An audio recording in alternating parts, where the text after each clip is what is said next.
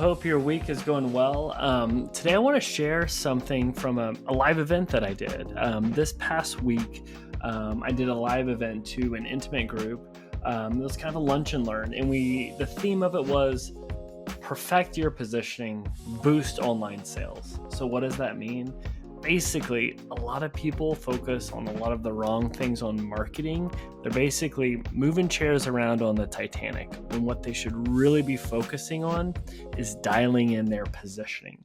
So we go through, why your positioning might not be strong, and I go through 2 core frameworks you can use to get your positioning right. Specifically, 1, why should customers care? What are they switching from to you? And then second, how do you speak their language? And so we go through those frameworks. I go through a bunch of examples of how some impressive brands have pulled it off. I even talk about what we did at GrowthHit and Neat. So it's a pretty fun one. I'm sharing it here. Hopefully you don't mind any of the audio issues, but hope you enjoy the episode on positioning. And just so you know, this is a part of the bigger picture is our growth marketing operating system. We're working on a biggie product around what's blocking growth, and this is just one part of it. So there'll be more to come with this series and with the lead up to the launch of this product, hopefully by end of the year. But really hope you enjoy today's episode.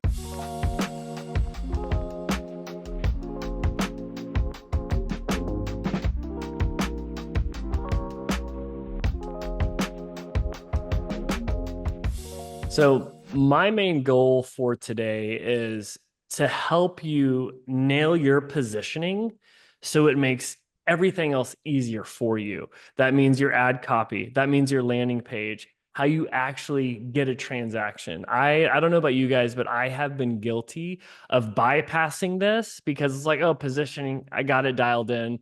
Let me turn on the ads. Let me, get the influencer campaign going. Let me get the cold email outreach going.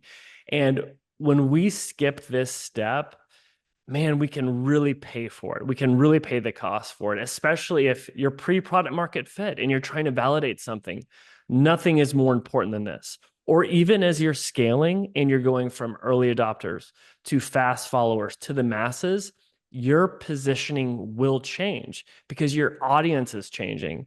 So that's what I want to hit on today is the importance of if we can nail your positioning, ideally this can boost your sales. So let me get into the talk, but first I'll do a quick high level for people that don't know me or GrowthHit. We'll keep this real tight.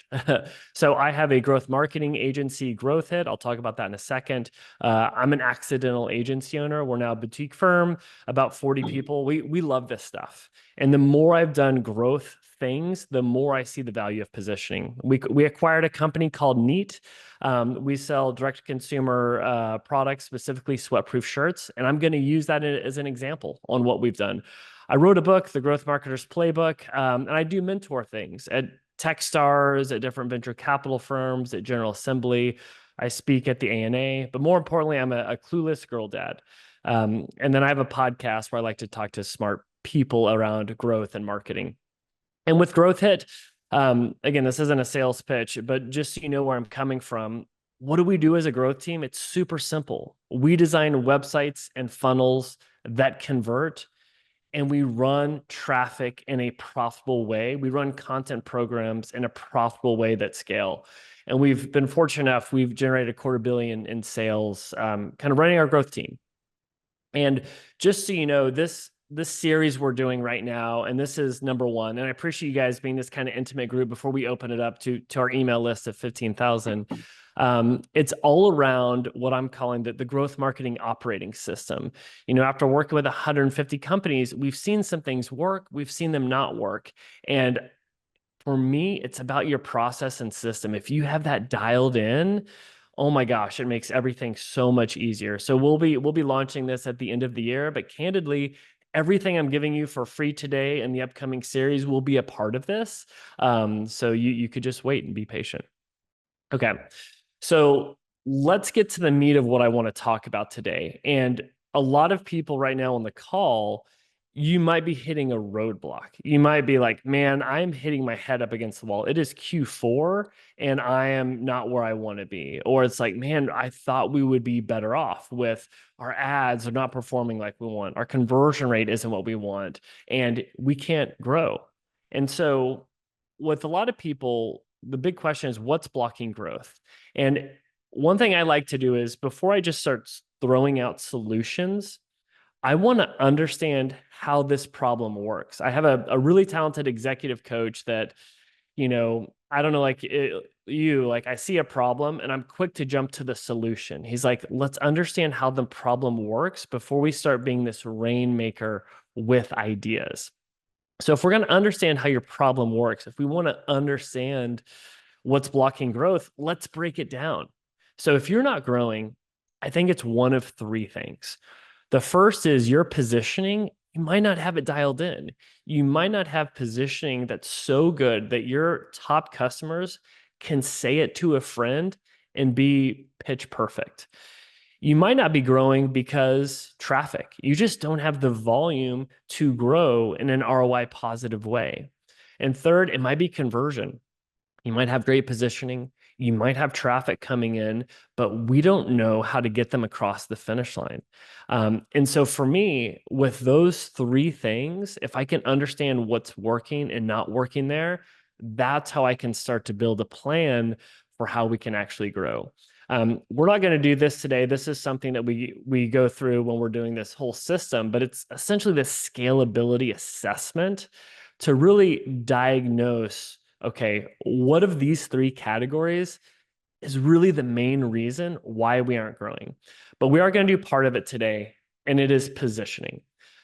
So with positioning, I like to think through a couple things, right? And it's really around these questions. So this might be a little painful as you guys will answer these questions, and you can do it to yourself. I won't pick on anybody unless you allow me to, but ask these three questions to see how your positioning is. So here's the first one.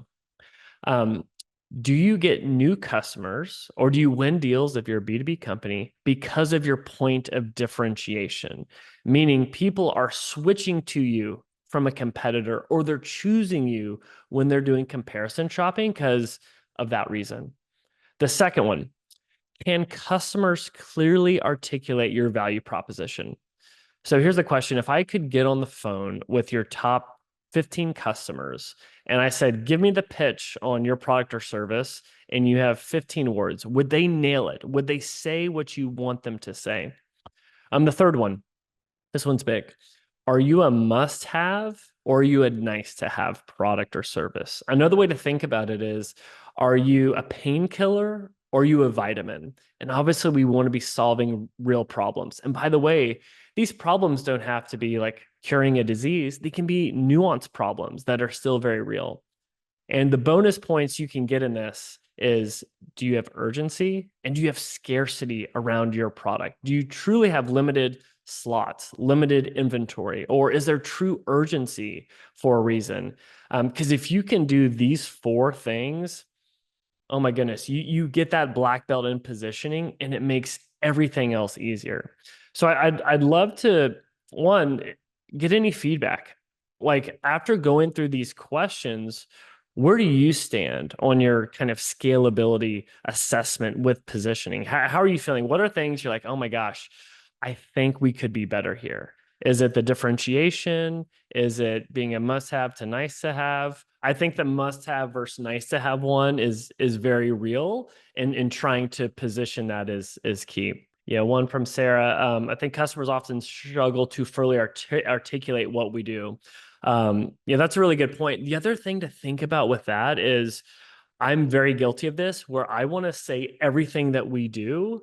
But the truth is, sometimes you just need that one thing that is that tip of the spear to get them in the door.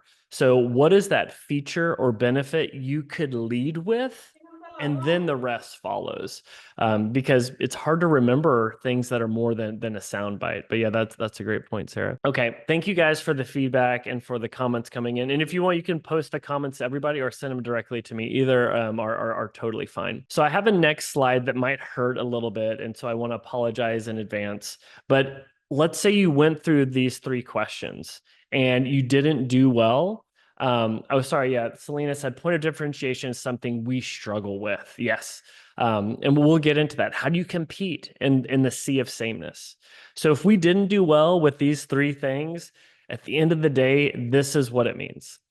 Unfortunately, nobody cares. And I know this, you're talking to a person right now where I've had some really epically bad startup ideas where I'd even pitch it to my mom. And she's like, after I pitch it to her, she's like, so how are the kids? Which is not a good sign that she's interested in it. So I have good news. If these 3 things are things you are struggling with, here's how we come out of it. And I have 2 frameworks for you that I want to hit on. So just so you know, I absolutely love frameworks. I think it's the stickiest way to learn and to remember. So the first one is your pitch formula. What we really need to understand is why customers should care your product exists. So that's first, like, why should they care? The second thing is, if we can actually get people to care why you exist and why you're better than a competitor, here's the next thing. We need to learn how to speak to customers in their language. I'm not talking, do they speak English or Spanish? I'm talking, what language do they use? Do they speak in features and benefits and problems and use case? So we're going to get into that. So let's dive into these 2 frameworks to help you kind of unblock your positioning so you can come out of this and start to build like an amazing go-to-market strategy and unblock growth. Okay. So here's step 1, why customers should care you even exist.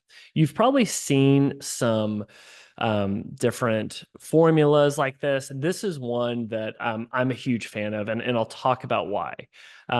It's because of this very last comment here, and it's unlike competing alternatives. What's our point of differentiation? And Johnny, yeah, this is something we've talked a bunch with your brand is really trying to understand a point of differentiation when you're in a category with a lot of people. But the licensing deals that you guys can get on your products, that one is pretty special, and the designs. Okay, so here's the formula, just to break it down. For target customers who need a specific opportunity, we are this product in this category, and here's the key benefit. Unlike competing companies or services, we are different for this reason. So let me make a few call outs on this formula to do this well. The first thing, your target persona, the more specific, the better. Here's the thing, you're going to be afraid, I'm afraid, to go too narrow because you're like, oh, I don't want to exclude this persona, this category. Ignore that. The more specific, the better. I will push you that you probably can't be too niche. David C. Baker says, as long as there's 2,000 people, you will be able to nail a niche. The other big thing is the benefit and how it aligns with the opportunity or problem they solve. Notice how it's benefit, not features. It needs to be, what do they get out of this, which is pretty obvious. But here's the big one. What are we competing with? So here's a mistake that I've made that you might make. A lot of times we're not competing with direct competitors. You're actually competing with a category. You're competing with indifference. You're competing with attention. And so what are we really up against with this? So what I'm going to do is I'm going to pick on our direct-to-consumer brand Neat and how we really leaned into this formula to build our go-to-market strategy. So this is our formula we did for Neat. And one thing that I want to call out is a couple things. We went pretty specific where we went after guys, specifically bigger guys that run hot, that sweat a lot. And there's a huge opportunity in menopause and with females, but out of the gate, we wanted to start here because we're kind of marketing to ourselves. The other thing is, what's the real benefit? And instead of getting fancy, it's very simple. Sweat marks, pit stains, back sweat. That's what people care about. That's the problem we want to solve. So here's the thing. I could have competed with other sweat-proof brands. I could have been like, hey, Thompson teas, we're coming for you. But that is a knife fight in a barrel, right? That's not a huge opportunity. I want to go after regular t-shirts. Why? It's a category, one, and two, I know I can win. And we're not saying throw away all your regular cotton t-shirts, use ours. It's like keep those shirts, but unlike those, we can actually hide sweat with our intellectual property that was actually made for the military that we're now using for regular shirts, help you look confident and sharp. And so this was key, where all of our marketing needs to be around this point of differentiation. And what I'm going to do in a second is show you how this came to life on our ads, on our website, and allowed us to actually sell out of the product in triple sales. Okay, so this is the formula that I want you to come up with. So we need to get this dialed in. Point of differentiation, why people should care. All right, let's go to the next step. Once we know why people should care, the next question is, okay, how do we speak to someone? I think I know how to position it, but how do I speak to them? So first, let's invert this and let's talk about the people you need to speak to. And I'm gonna keep it simple. Let's say there are three personas. And by the way, there's a great talk that inspired this from Derek Halpern that's worth calling out. And then as we kind of build upon that, one thing that we start to understand is we have three personas we want to speak to. You have the informed buyer. This is the person that is actually already informed. They are educated on your product or category, and they're the person with a spreadsheet that's comparing your product to 5 others. So how do we speak to them? It's simple. We nerd out with them. We speak about features. We get into the technical details, the nuance. These are early adopters. Okay, and a lot of times, if you're at an early stage, this is what you build your company on the back of. But as we grow and scale, we're going to a second persona. This is the afflicted person, also known as the fast follower. So they are not informed, but they have a problem and they are desperate to solve it. And so how do we speak to them? We meet them where they're at. We speak to them in a problem solution format, right? And so this is one where we can't nerd out on the details. They're not there yet, but we can understand their pain. Okay, as we go from the afflicted, there's a third persona. And by the way, this is the persona that as you go from early adopters to fast followers to now the masses, if you crack the code on this persona, this is how you scale. This is where you get to that next round of funding. This is where you're going from 7 to 8 figures. And so the oblivious person, they are not informed. They have a problem. They don't know it. So how do we speak to the oblivious person? It's simple. We just need to get their attention, right? It's get their attention long enough to care to where you can educate them on what you do. So informed, afflicted, oblivious, early adopters, fast followers, and the masses. So if those are the three personas and we know how to speak to them on features, problem solution, and then attention, what does that look like? So what I want to do now is I want to show you this in the wild of speaking to these three personas with one service. So I'm going to pick on now my growth agency. So our growth team, we do a bunch of stuff. We do ads, we do conversion rate optimization. We have to use a lot of different language when talking to people. So I'm going to show just one of our services, which is conversion rate optimization for consumer brands.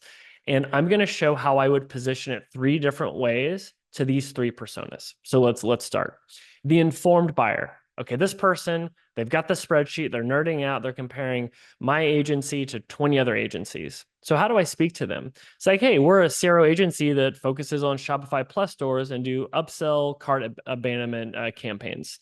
Like, oh my gosh, that's amazing. All these other CRO agencies, they're generalists. You guys special on Shopify Plus. Perfect.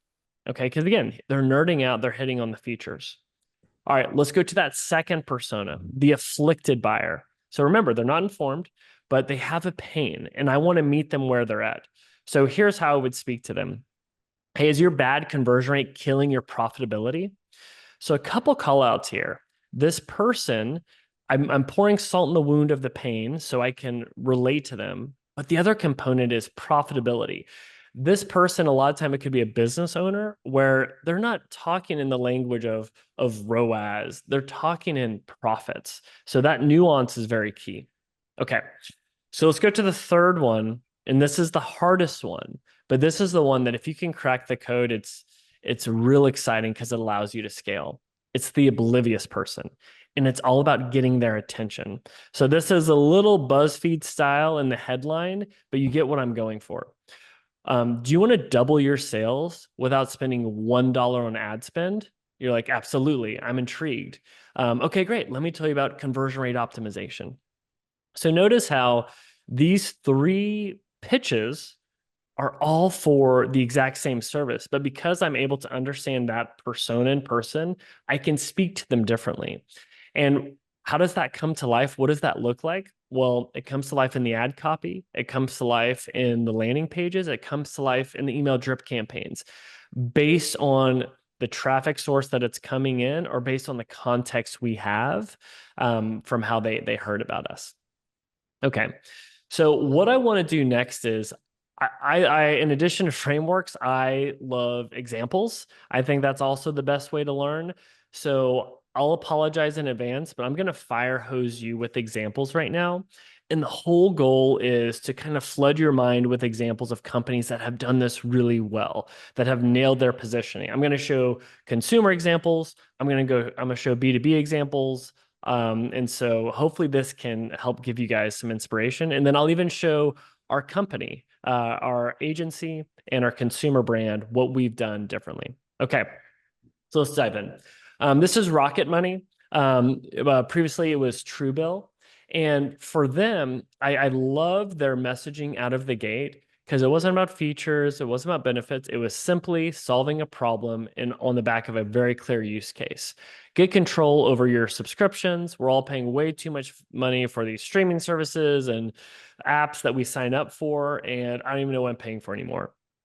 This one use case, this one problem solution like soundbite allowed them to end up getting acquired by Rocket Money because they nailed that from the start, a true kind of painkiller. Let's go to another painkiller, but one that is actually very nuanced. So again, this is Adam's shoes. They are in a crowded category. There are a bazillion shoe brands. How do you stand out? And this is right after Allbirds launches. It's like, oh my gosh, how many more shoes can we have? And so they really understood their point of differentiation. They don't sell shoes in half sizes, but in quarter sizes. And actually, 70% of Americans, their feet are different sizes. So you need different size shoes for your left foot versus your right foot. So it was all about shoes that fit both of your feet. Notice how they're educating and talking about this nuanced problem and then giving the solution. So all of their campaigns were really pouring salt in the wound of that small nuanced problem and how they're the solution for it. Okay, let's go to one that is features and use case. We'll go to the kind of fintech category. This is Wealthfront. So they were launching a product, which is a high yield cash savings account, which normally you could put your money in Chase and make a very small fraction of a percent in the Chase savings account or Bank of America savings account. With the high yield cash savings account, you can make 3% or 5%, depending on interest rates. So you all just fell asleep as I tried to explain a high yield cash savings account. So for them, like, okay, we need to be able to explain this feature, but in a way where we show, don't tell. And so for them, it was nerding out on this feature with this tool where it's like, hey, how much money is your savings account? 50 grand, perfect. You're making 50 bucks with your bank right now with us. It's found money of additional $1,000. This simple like feature of what they have, but showcasing it in a way where they can show, not tell, really brought awareness to this category where they're the leaders in the space for it. Okay. Let's go to two others that you are probably very familiar with. We'll look at Warby Parker and Figma. And Johnny, this could be something, I mean, a little different from you guys, but the thing that I like about Warby Parker, they're in a crowded space. Their glasses are good, but not necessarily better. So they decided to win on customer service with their home try-on program, right? This is really what put them on the map. We've all kind of seen this one, but it's worth giving them a victory lap for how strong that was. Where it's like, hey, 5 pairs in 5 days, 100% free shipping both ways. Choose the one you like, send the rest back. So this customer experience was huge for the day. Again, a lot of people are doing the home try-on program now, but what is that new version of winning on customer experience? Especially with anybody that's trying to compete with products on Amazon, I'm seeing the wins come because of customer service and solving the problem of, I don't want to go to the glasses store to try on and find things. So convenience was huge. Okay. Let's look at Figma. Their product isn't necessarily better than that of Photoshop. However, the collaboration aspect was significantly better because it was real time collaborating with teams to put feedback as opposed to having a bazillion versions. So they didn't necessarily win on having a better product. They win on it being a better work process product. So that's another thing to really understand the customer and the problem they have with these tools. Okay. I'll go two more. This is another one that I like with Spanx. So with Spanx, they had a problem. They were creating a category of shapewear that if their go-to-market strategy would have been features and benefits, it'd be really hard to get people's attention because it's like, I don't even know what shapewear is. So they had to really lean into the problem they solve and lean into attention. And they got to eight figures literally on the back of two use cases. One is wearing pants and not wanting to show a panty line, and wearing a dress without showing any rolls or being self-conscious of it. And so they leaned into educating people on this problem and also by entertaining people with these kind of cartoons talking about the problem that they're solving. Again, it's worth going back to some case studies on the material they put out in the early days to educate people on their category. Okay. The final one that I want to hit on is Truvani. So this is a protein powder, and to get their early adopters, these are not the ads that worked. The early adopters, it was about how much protein is in each scoop. You know, are these clean ingredients? Is it plant-based? That's how they got the early adopters and the fast followers. But you know how they got the masses? It's by getting their attention to care long enough, 30 seconds, a minute, to then be educated about protein powder. So look at these ads. Protein that tastes like peanut butter cookies, that tastes like a banana split. Because people that see these ads, like, oh yeah, I know, I should probably be learning more about protein, why it cares. Okay, you have my attention with these mouth-watering ads. Let me learn more. And again, there's been some really amazing case studies on the progression of their ads by persona, but these are the ones that work. Okay, so let me show you what we're doing with our agency with GrowthHit and then with our brand Neat to kind of pull this off. And by the way, at the end of this, if anyone's game, I'd love to pull up any websites you have to kind of do this live to give feedback. So, but first, I'll pick on my own website. So this is GrowthHit, our growth agency.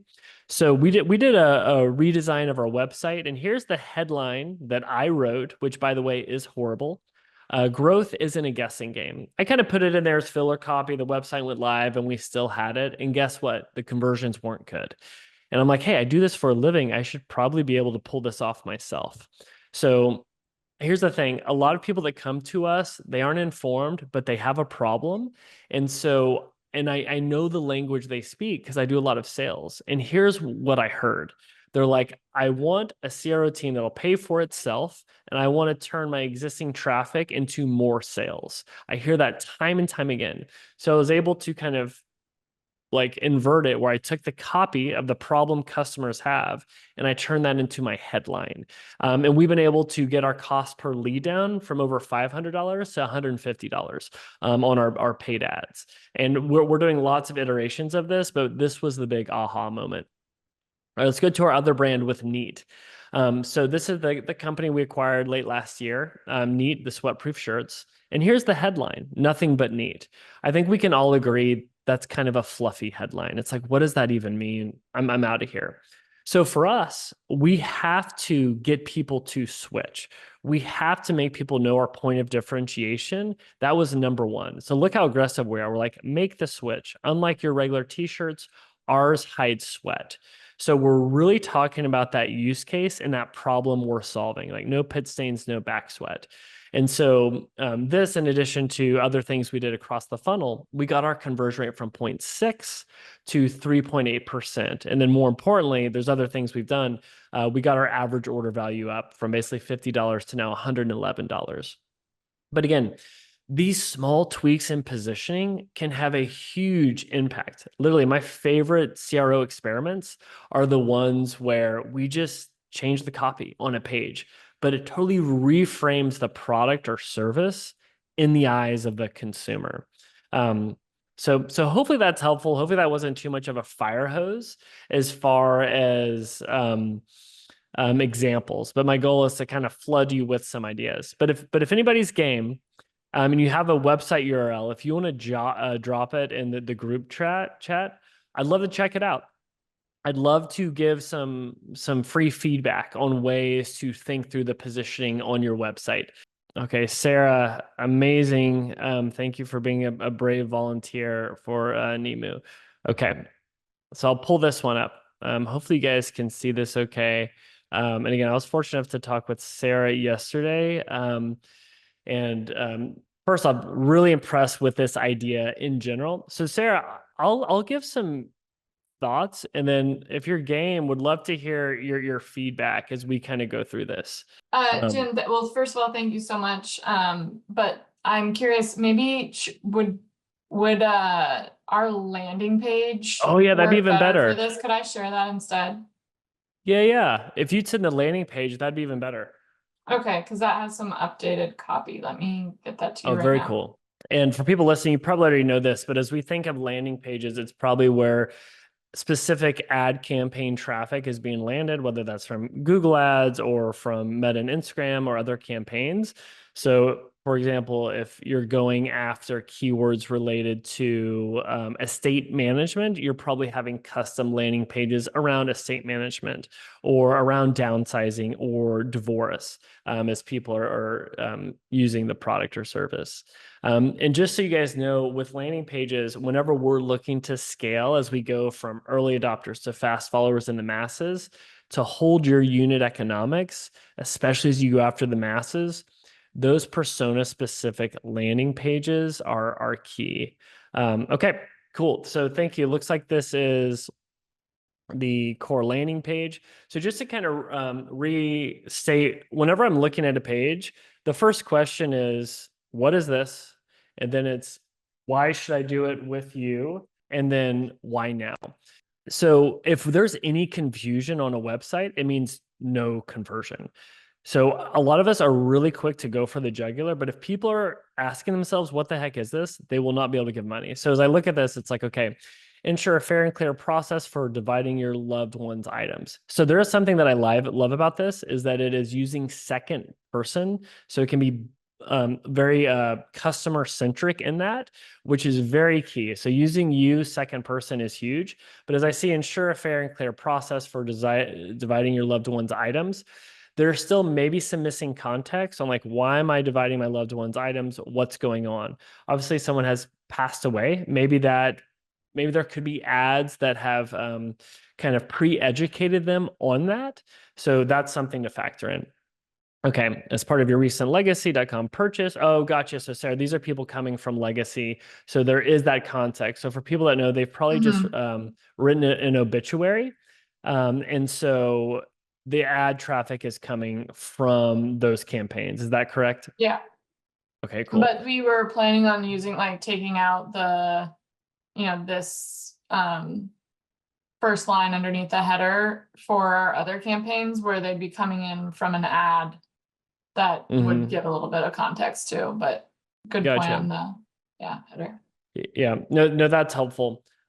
So what is this? So hopefully they're starting to understand this, and ideally you want them to understand it in under 10 seconds on mobile. So that means the headline and the subcopy needs to do some heavy lifting on that. Like, what is this?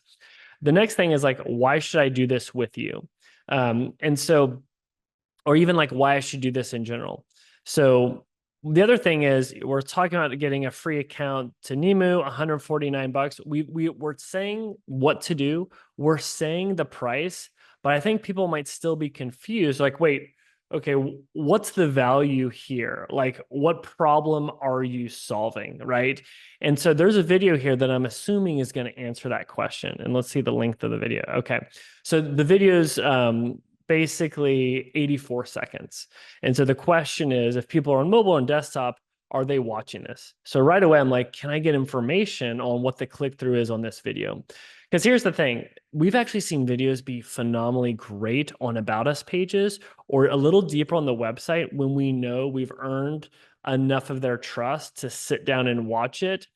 Sometimes on landing pages, it can be hit or miss, where instead a diagram, something showing how it works in a scannable way, can help answer that question, what is this and why I should do it?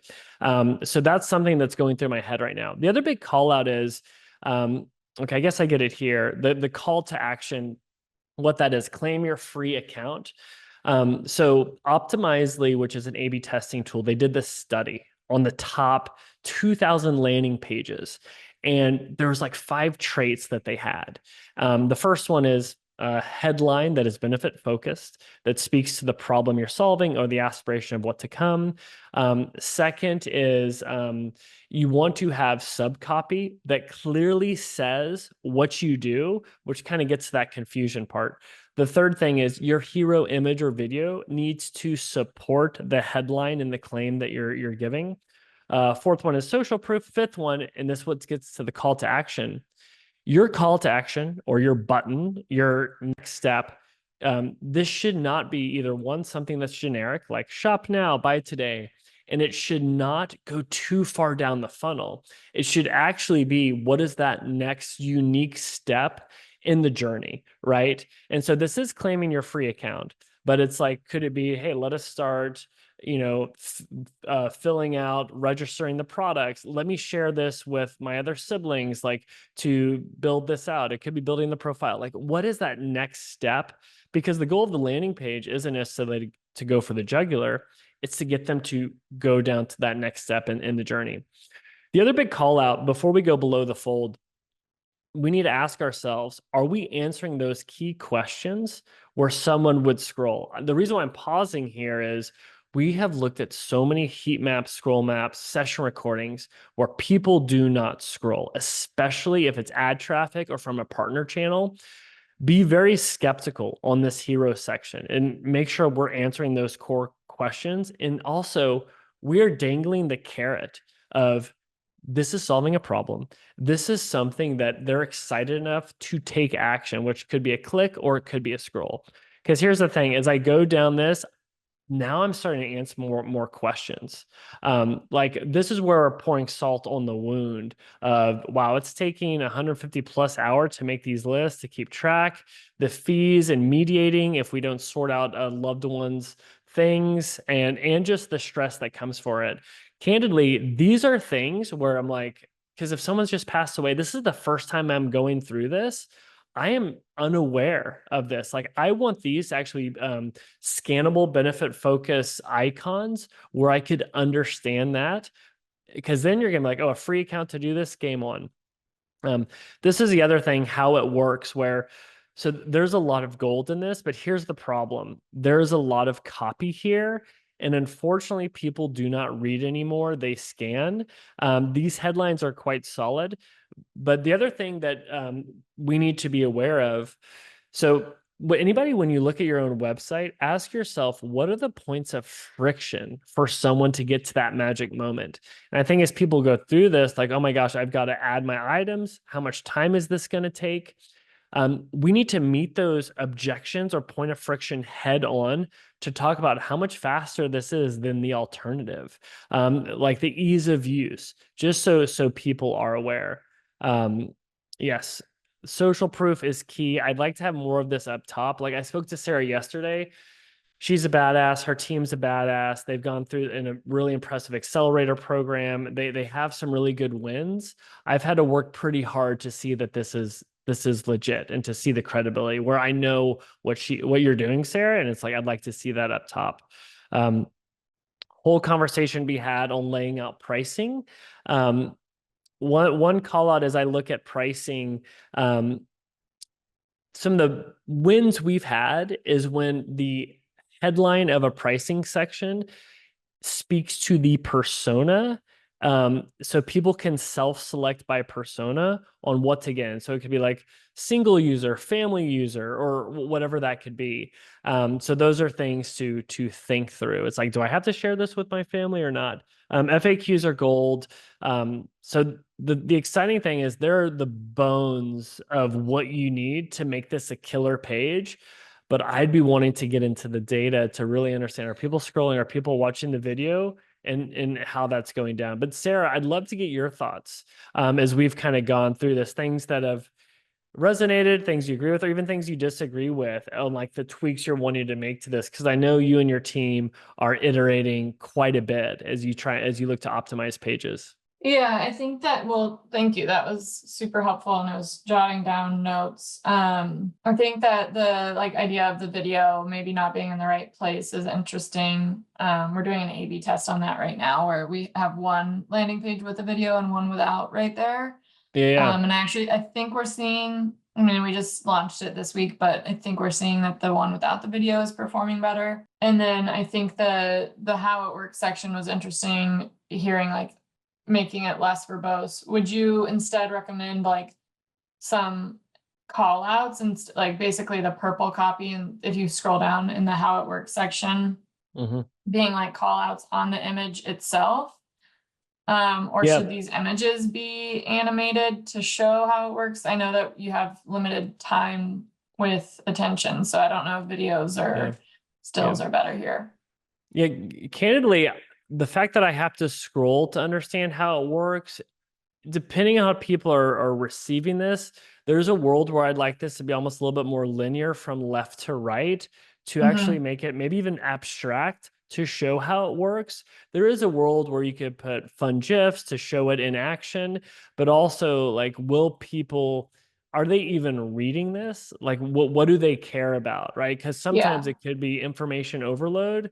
But those are things that are going on in my head as far as, can we show this? Like, do we have to show the visuals? And by the way, to contradict myself, when you have a product like this, the best marketing is getting out of the way and showing the product. But usually it's like, what is that magic moment that we can show with the product? And just to kind of pull up a quick example, let's see if they still have it. This is one of my favorite ones. As you look at VimCal, calendar for people with too many meetings, pouring salt in the wound, look what they have here. It's all about the magic moment of their product, on how easy it is to schedule meetings using VimCal, right? And so I love this example because it really heightens, oh, wow, it's not about like showing them all the cool features and, hey, we're on the app store, we're this and that. It's like, no, this is the one magic moment use case that will get people to be like, take my money. Like, lightning bulb goes off. I want to use this. I love that landing page, or that homepage there. How with this structure, I mean, most of our viewers are on mobile, and we did see some indications that they don't mind reading, but I hear you Oh, in cool. making this a little bit more concise. But if they're on mobile, how do you do something horizontally showing progression? Yeah, there's a couple things. You could make it thumb friendly where you have like arrows and it's actually like a sliding going across. You could potentially make it more abstract.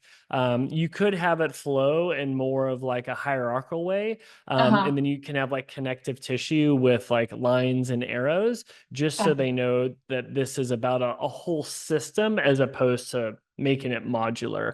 But there's a few different ways to play with it. The thing that I do like is this page is definitely like designed for mobile. And the other thing is, do you know what the biggest conversion roadblock is? And I'll kind of lead the witness here. So here's good news for people listening. Whenever you have a conversion issue on your website, there's usually no more than 7 reasons why people are not converting.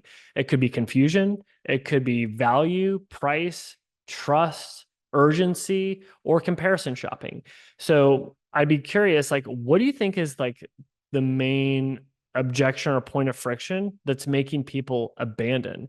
Is it like, I don't see the value in this, or are they confused in any color? Yeah, so we did some user testing, and I think biggest points are not really fully understanding how the product works. The cost was one thing. People were like they wanted to know more about the cost, and then oftentimes they need to talk about it with their family. Gotcha. So cost and other people involved. Someone could be like the evangelist of this product, but someone else is pulling the purse strings. Like, who's paying for it? Yeah. You kind of need buy-in from everyone to use it. Yeah, and when I hear cost or price, it's really a value game of, and like we have this with Neat, we have it with GrowthHit. Like when I raise the prices on Neat to make the shirts $44 and we're selling bundles for 150, I know that before I can show that price, I have to load up the value. So when they see the price, they're like, oh, that makes sense. And there's no sticker shock. And the other thing I like is like anchoring a price on your website to show the cost. That way, when they see your price, it's like, oh, you've anchored it, and you're kind of doing that. But I would like to heighten this even more. But again, I really think you have the bones of it here. Like your team has done some awesome research to drive this. It's really like rethinking the decision journey and like the positioning and how this comes up. Because my biggest fear is that people get fatigued going through this page because you have the magic in here, but it's also like, okay, are they Very fatigued right now? Yeah.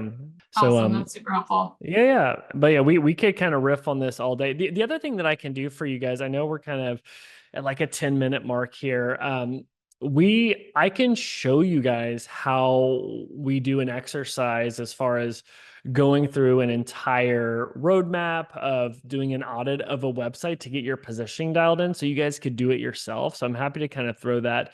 I don't know if anybody has any other web page they'd want to throw out rapid fire, or I could dive into our examples of the audit, but I'll look in the chat if anybody is as brave as Sarah to let us dive into their website. And by the way, if anybody needs help with dividing property, go to Neat. There we go, Sarah. It's free banner ad for you right here. It's sponsored Thank you. content. Um, Very cool.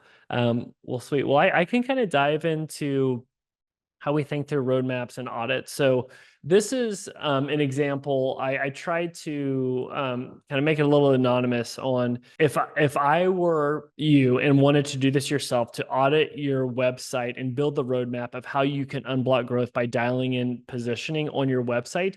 Here's how I would start. So one big thing that I'm trying to understand is, out of those 7 conversion roadblocks, what are the things that are really blocking growth, right? Like with this client, we really saw there were some issues with urgency and scarcity. We saw that there was no point of differentiation. It's a new brand, so there was issues with perceived quality and value because no one heard about them. The next thing that I'm doing is I'm getting into the traffic. And what I really want to understand is, where are the high traffic pages? Where are the big drop-offs? And where is the biggest ROI potential, right? And so with this one, we really started to hone in, okay, here's where the traffic's coming, here's where it's dropping off and where it's abandoning. And so for them, what was interesting, we saw a huge drop-off before people even got to the product page. There was an issue with confusion. People didn't know where to start. They didn't know where to buy. And so the other thing is, whenever you have an issue that is top of funnel, you're also going to see drop off at bottom of the funnel, but that doesn't mean the issue is bottom of the funnel. It's how we pre-sold them. It's how we educated them before they got down the funnel. For this one, we're like, oh man, it's like people don't know the flagship product. They don't have an activation offer to get in. And then once they get in, the perceived price or the perceived value was too low, and that there was an imbalance in price. And so there was lots of things that we saw just from a data standpoint. The other thing we're trying to understand is the traffic that's coming in, just so we can meet people where they're at. And this company was really trying to scale. Like, they were doing fairly well with organic traffic and with branded keywords, but as they were looking to scale, it just dropped off. Because again, it's a different person that speaks a different language that we really have to go after and start to nail. But then we're also understanding, okay, what is working, what isn't working. When people do convert, what's that funnel look like versus when it doesn't? We're looking at it by desktop and mobile, similar to what we just did with Sarah, to understand, hey, how we talk to people on desktop and mobile is different. In this site, 70% of their traffic is mobile. So we really need to be aware of that when we're designing. The other thing is, with your business model, is it a one-time activation like what Sarah has, or maybe what Johnny has, where people could buy more and more? So really planting that seed on how they should use this product and buy, and how you should train them to look for new drops. So here's the other big thing. As I'm going through a website, I basically have 4 categories at which I'm analyzing it. This is a score we do where we look at your messaging, your design aesthetics, your user path navigation, your usability, and if there's activation on the website, your lifetime value to average order value optimization. And so with messaging, we've hit on a big part of that. Do you have a point of differentiation? Are you speaking in benefits? Do we have true credibility? And by the way, design, similar to how it works with Sarah, can really drive home some of these. And your page layout is huge, especially if you're running ad traffic, because fatigue is very real. So there's more to doing this audit yourself that you could do that we do, but those are some of the traits of it. So I'll kind of go rapid fire through this website where I kind of go line by line with that lens of those core traits of a website. And I'm just poking holes at asking those questions over and over again. Are we delivering on what is this, why we should do it, why we should do it with you, and why now? And again, do this by those high traffic pages. Notice how with this one, it's homepage, it's collection page where we saw a lot of drop off. It's the product detail page. And at the cart, this one, the thing that we're excited about with this client is there's so much opportunity for increasing the average order value because of the impulse purchase price of this one. The other thing is after you do that framework on each page, we will then prioritize them based on impact, confidence, and ease. That is just a fancy way of which page gets the most traffic, where we can have the biggest impact because it's high traffic, low conversion rate, or it's maybe low traffic, but it's like a high ROI potential. Because that way, every new design or test you would do, it's got to move the needle. It's got to really help drive more ROI. And just so you know how we score with impact, confidence, and ease, feel free to take a screenshot of this if this is something you would want to do internally. But this is a way we try and prioritize a lot of projects. But again, hopefully, I know that was kind of quick going through this website assessment. This is how we do it. So I'm gonna go back to the main scorecard just so you guys could have that to even take a screenshot of. This is how we go through it whenever we're auditing a website. And notice how positioning, messaging, your offer, it is everything. And then all of this should support it. So again, you guys could do it yourself. We obviously do this for companies.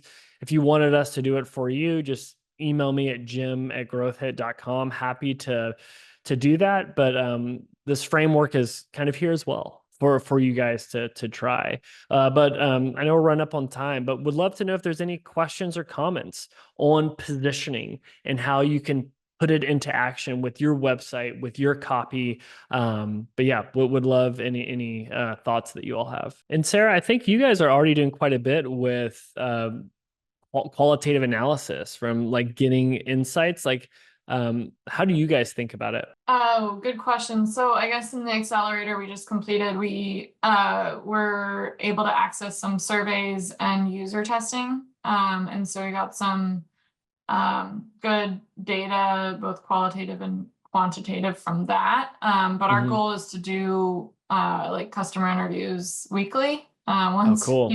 Once we can get in the rhythm of the time management aspect of that. But yeah. Yeah, that's amazing. And for people listening, customer interviews might sound intimidating and daunting. There's a few scrappy ways to do that where we will do a Google survey where we literally email it to people and put simple questions like, why'd you choose us? Who else did you look at? Or why did you almost not convert? And why do you like us? You can also use tools like Hotjar to do a exit intent poll for people that are leaving the website to get that voice of customer data. Another thing we're doing is uploading customer reviews into ChatGPT to kind of mine those for them themes and content. But sounds like Sarah's doing some cool stuff as well. But yeah, what else? Any other questions or comments that you all would have as we kind of bring this to a close? And again, we're going to be doing these on a bi-weekly basis. There's more to come on traffic, on offers, on how we do a go-to-market strategy. There's a lot that we'll be kind of rolling out over the next few weeks. Thank you for listening to the Shopify Growth Show. If you found this helpful, Be sure to subscribe and leave a review. It helps other Shopify founders like you find the show. Want more Shopify advice? Sign up to the Shopify Growth Insider newsletter by GrowthHit, where we break down the top 5 growth tactics every week. Remember, you're not in this alone. Building a Shopify brand is a grind, but you got this. Keep testing, keep scaling, and don't run out of larges on Black Friday like I did. Have a good one.